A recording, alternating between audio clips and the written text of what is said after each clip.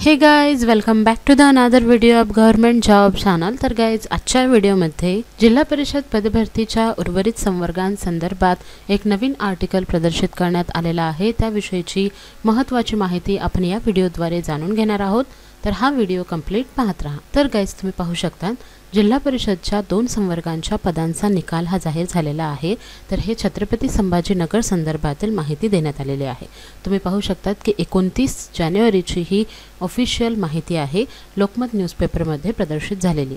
यामध्ये गुणवत्ता यादी संकेतस्थळावर प्रसिद्ध झालेली असल्याची सुद्धा माहिती देण्यात आलेली आहे।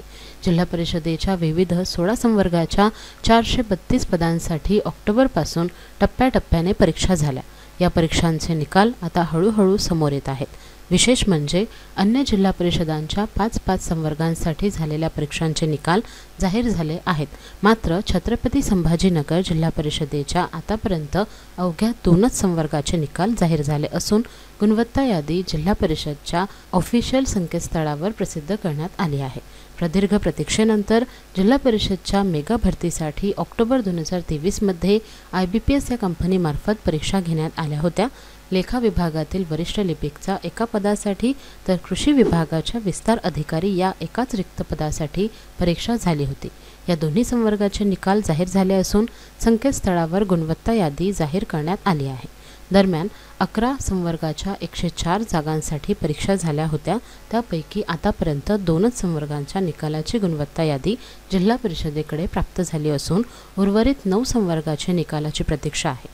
तर 5 संवर्गाच्या 330 पदांसाठी आणखी परीक्षा झालेल्या नाहीत। त्यामुळे परीक्षा दिलेल्या उमेदवारांचे निकालाकडे आणि 5 संवर्गासाठी अर्ज केलेल्या उमेदवारांचे परीक्षेकडे लक्ष लागलेले आहे। तर गाइज, सर्वात महत्त्वाचं म्हणजे छत्रपती संभाजीनगरमध्ये एकूण 11 संवर्गांच्या परीक्षा झालेल्या होत्या। त्यापैकी फक्त 2च संवर्गांचे निकाल लागलेले आहेत, ज्यामध्ये कृषी विभागाचे विस्तार अधिकारी आणि वरिष्ठ लिपिक या पदाचा समावेश आहे। या 2 पदांचा निकाल लागलेला असून इतर 9 संवर्गांचा निकाल हा प्रतीक्षेत आहे। यासाठी त्यांनी माहिती दिलेली आहे की IBPS कंपनीकडून जी गुणवत्ता यादी प्रसिद्ध झालेली आहे ही जिल्हा परिषदेकडे फक्त 2च संवर्गाची प्रसिद्ध करण्यात आलेली आहे आणि त्यामुळे जिल्हा परिषदेद्वारे फक्त 2च संवर्गाचा निकाल जो आहे तो डिक्लेअर करण्यात आलेला आहे। जेव्हा केव्हा IBPS कंपनीकडून इतर 9 संवर्गाच्या निकालासंदर्भातील यादी हे जिल्हा परिषदेकडे सुपूर्द करण्यात येईल, तेव्हाच इतर राहिलेल्या पदांचा निकाल जो आहे हा डिक्लेअर करण्यात येणार आहे। परंतु गाइज, मार्च महिन्यामध्ये आचारसंहिता सुरू होत आहे, त्यामुळे फेब्रुवारी महिन्यामध्येच कंप्लीट ही प्रक्रिया राबवणे आवश्यक असणार आहे। त्यामुळे फेब्रुवारी महिन्यामध्ये कंप्लीट पहिल्या किंवा दुसऱ्या आठवड्यापर्यंत आपल्याला जिल्हा परिषदेच्या इतर राहिलेल्या सर्व संवर्गाचे निकाल पाहायला मिळू शकतात आणि डॉक्युमेंट व्हेरिफिकेशनसुद्धा तुम्हाला फेब्रुवारी महिन्यामध्येच कंप्लीट करावे लागणार आहे, कारण की पुढील महिन्यामध्ये आचारसंहिता सुरू होणार आहेत आणि आचारसंहितेदरम्यान कुठल्याही पद्धतीने एक्झाम संदर्भातील प्रक्रिया करता येत नाही आणि त्याच कारणामुळे फेब्रुवारी महिन्यामध्ये तरी कंप्लीट इतर उर्वरित संवर्गाचे जे निकाल आहे हे प्रदर्शित करण्यात येतील। त्यानंतर सर्वात महत्त्वाचं आहे की जे इतर उर्वरित संवर्ग आहे, ज्यामध्ये आरोग्यसेवक पुरुष, त्याचबरोबरच आरोग्यसेवक महिला, आरोग्यसेवक हंगामी फवारणी कर्मचारी, नंतर कंत्राटी ग्रामसेवक, आरोग्य पर्यवेक्षिका अशा एकूण 5 संवर्गांच्या परीक्षा ह्या अजूनही झालेल्या नाहीत। त्यामुळे या उर्वरित संवर्गाच्या परीक्षेचा कमीत कमी वेळापत्रक तरी प्रसिद्ध करण्यात यावे, जेणेकरून आचारसंहिता जरी लागल्या तरी जर का वेळापत्रक अगोदर प्रसिद्ध झालेलं असेल तर परीक्षा कमीत कमी कंडक्ट केल्या जाऊ शकतात आचारसंहितेदरम्यान सुद्धा। तर या इतर उर्वरित संवर्गांच्या परीक्षेच्या वेळापत्रकाकडे सर्व उमेदवारांचे लक्ष लागून आहे। जिल्हा परिषदेच्या संवर्गांपैकी फक्त 2च पदांचा निकाल लागलेला आहे, तर इतर राहिलेल्या जिल्हा परिषदेमध्ये एकूण 4 संवर्गाचे निकाल लागलेले आहे, ज्यामध्ये रिंगमन त्याचबरोबरच दोरखंडवाला या पदाचा सुद्धा समावेश आहे। यापैकी ज्या जिल्हा परिषदेमध्ये फक्त काहीच संवर्गाचे परीक्षा कंडक्ट करण्यात आलेली होती, ज्यामध्ये रिंगमन किंवा दोरखंडवाला असे पदे नव्हती, तर त्यामुळे त्या जिल्हा परिषदेचा फक्त 2च संवर्गाचा निकाल लागलेला आहे। आता उर्वरित 9 संवर्गाचा निकाल हा अजूनही IBPS कंपनीकडेच आहे।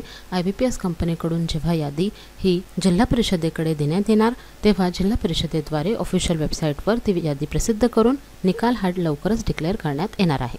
त्याचपैकी पुढे त्यांनी इथे माहिती दिलेली आहे की आता निकाल जाहीर झाले असून निवड समितीच्या मान्यतेने कागदपत्रांची पडताळणी करण्यात येणार आहे। त्यानंतर सर्वाधिक गुणवत्ता व परिपूर्ण कागदपत्रांच्या आधारे संबंधित उमेदवारास नियुक्तीपत्रे दिले जाणार आहे। त्यामुळे उमेदवारांनी कोणाच्या भूलथापांना अथवा अफवांना बळी पडू नये असे आवाहन जिल्हा परिषद प्रशासनाने केले आहे। तर गाईज, उर्वरित संवर्गाचा जे वेळापत्रक आहे हे कधीपर्यंत प्रसिद्ध होईल किंवा त्याबाबत कुठलीही अपडेट कधीपर्यंत येणार, तर त्याकडे सर्वात महत्त्वाचं आहे की जोपर्यंत पेसा भरती संदर्भातील कोर्ट केसची सुनावणी होत नाही आणि त्या संदर्भात कुठला तोडगा काढण्यात येत नाही तोपर्यंत या 5 संवर्गाचा जे काही परीक्षा आहे किंवा वेळापत्रक आहे हे प्रसिद्ध केले जाऊ शकत नाही। तुम्ही पाहू शकता सुप्रीम कोर्ट ऑफ इंडियाची ही ऑफिशियल वेबसाईट आहे। यामध्ये केस स्टेटस जर का तुम्ही पाहिलं तर इथे तुम्हाला दिसत आहे की पुढील जी काही सुनावणी आहे ही 13/2/2024 कंडक्ट करण्यात येणार आहे। अगोदर सांगण्यात आलेलं होतं की 30 जानेवारीला सुनावणी होणार आहे आणि आता ही सुनावणी परत एक वेळा पुढे ढकलल्या गेलेली आहे आणि आता या पेसा भरती केसची सुनावणी ही 13/2/2024 होणार आहे। आता 13 तारखेपर्यंत परत एक वेळा वाट पाहावी लागणार आहे आणि 13 तारखेला जर का सुनावणी झाली तर यावर काही ना काही तोडगा निघण्याची शक्यता आहे आणि त्यानंतरच आपल्या परीक्षेच्या तारखा जाहीर होऊ शकतात किंवा परीक्षा सुद्धा कंडक्ट करण्यात येऊ शकतात।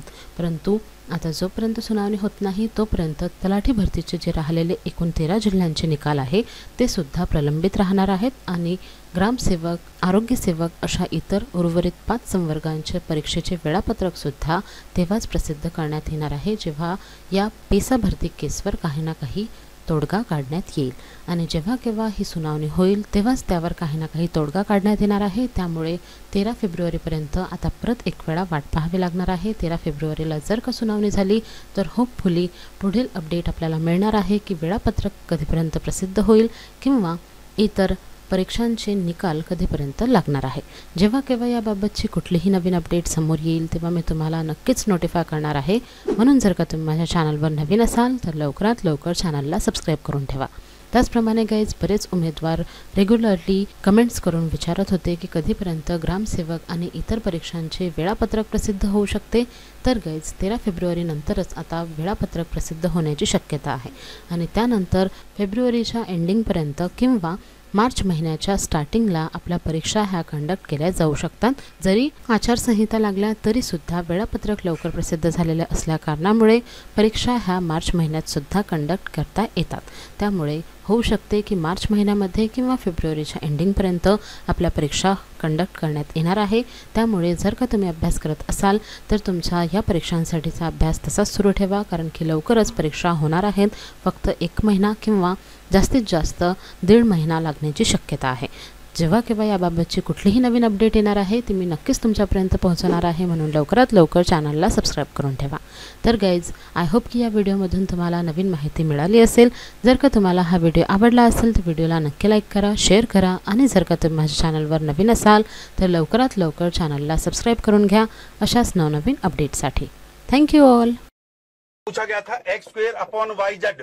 तो ऐसे सवालों को करने के लिए देखिए, एक तो बेसिक ट्रिक है, एक तो लाइक और शेयर ठोक दीजिए, महाकाल का दबा के लाइक और शेयर ठोक दीजिए। पूरा साल मेहनत करता हूं आपके लिए बेटा, ऐसा नहीं चलेगा, ऐसा नहीं।